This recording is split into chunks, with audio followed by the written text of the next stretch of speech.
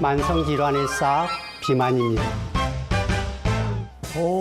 그렇게 얘기하니까 좀 무서운데 선생님, 그 몸무게가 좀 많이 나간다고 해서 이게 어떻게 몸에 나쁜 싹이 되는 건가요?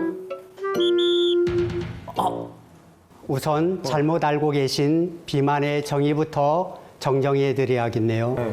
비만은 체중보다 체지방량으로 판단하는 겁니다. 왜냐하면 우리 몸에는 지방 이외에도 체중에 영향을 미칠 수 있는 근육이나 뼈, 다양한 장기들이 있기 때문입니다. 그러니까 단순히 몸무게가 많이 나간다고 해서 비만이 아닌 거네요. 맞습니다. 세계보건기구인 WHO에서는 비만을 건강을 해칠 정도로 지방 조직에 비정상적인 또는 과도한 지방이 축적된 상태로 정의하고요.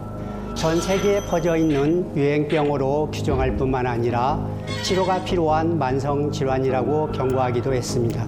실제로 비만은 질병 코드 266으로 등록돼 있는 정식 질병이기도 합니다. 사실 저만 해도 이 비만을 그냥 외모를 위해서 그냥 빼야 되는 정도로만 생각했지 이게 치료가 필요한 거라고 생각 못 했거든요. 그렇게 해야 되는 거죠? 대부분 그렇게 생각하십니다. 하지만 비만은 성인병으로 알려진 당뇨병, 고혈압, 고지혈증, 동맥경화 등의 발병 위험을 높이는 만성질환의 싹이죠. 이외에도 담적인 위장병, 관절질환, 알레르기, 조기 폐경 등을 불러일으키기도 합니다. 이렇게 비만이 생기는 이유는 뭘까요? 일반적으로 비만은 에너지 섭취가 소비를 능가할 때 잉여 에너지가 지방 조직으로 저장되며 나타납니다. 인슐린을 건드리는 음식 역시 비만을 유발합니다. 인슐린은 잉여당을 글리코겐 형태로 간과 근육에 저장하고 남으면 지방에 저장시키는 당의 화물차입니다. 그러면 다이어트를 해야 되는 거죠? 다이어트 하는 게 좋은 거죠? 맞습니다. 이때는 극단적이고 강한 방법보다 쉬운 방법으로 건강하게 진행하셔야 합니다. 그러면은 비만을 치료하기 위해서 운동이 좋을까요? 식단이 좋을까요? 구체적으로 어떻게 진행하면 좋을까요? 사실 학술적으로나 영양학적으로 인정된 올바른 다이어트 방법은 칼로리 제한입니다. 바로 저열량 식사인 거죠. 그러려면 먼저 간식을 줄여서야 하는데요. 아침, 점심, 저녁 먹고 중간중간에 간식까지 계속 먹게 되면 인슐린 농도가 상승할 수밖에 없습니다.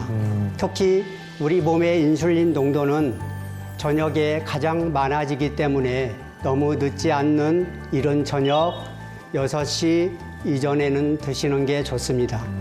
그리고 아침에는 코티졸 호르몬이 간에서 당을 신생하기 때문에 아주 배고프지 않다면 굳이 드시지는 않아도 됩니다. 그럼 식사할 때는 어떻게 먹어야 될까요? 단백질의 경우 매일 권장량만큼 챙겨 드시는 것이 좋습니다. 단백질은 몸속에 저장이 안 되기 때문에 본인 몸무게와 같은 킬로그램당 1g으로 섭취를 권장합니다. 예를 들어 60kg이라면 60g을 챙겨 드시면 됩니다. 또한 탄수화물도 중요한데 무엇보다 인슐린을 건드리는 단순당인 빵, 과자, 주스 등은 주의하셔야 합니다. 비만을 치료하는 또 다른 방법이 있습니까? 물론입니다.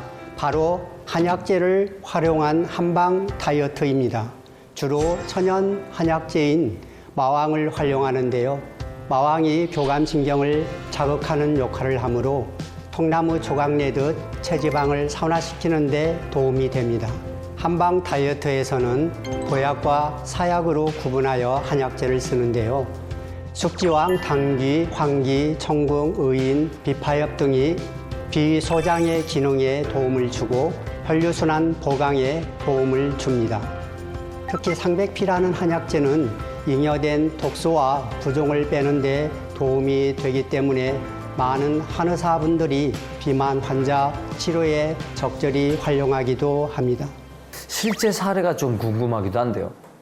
제가 담당했던 20대 여성 환자분 같은 경우 7개월 동안 약 26kg를 감량했습니다. 체지방량과 체지방률, 그리고 내장지방 면적의 수치 변화가 매우 크다는 것을 알 수 있습니다. 근데 이 얘기를 듣다 보니까 살짝 겁이 나는 게 예전에 제 지인 중에 그 어렸을 때 한약을 잘못 먹어갖고 살이 쪘다는 분들도 있었거든요. 그런 경우 개인의 체질이나 성향에 맞춰서 드시는 게 아닐 겁니다. 한방에서는 각 개인의 체질과 성향에 맞춰 정확한 진단과 처방하에 진행해야 하고요. 좁게 쓰일 경우 비만을 치료하는 또 하나의 방법이 될 수 있으니 잘 활용해 보시면 좋겠습니다.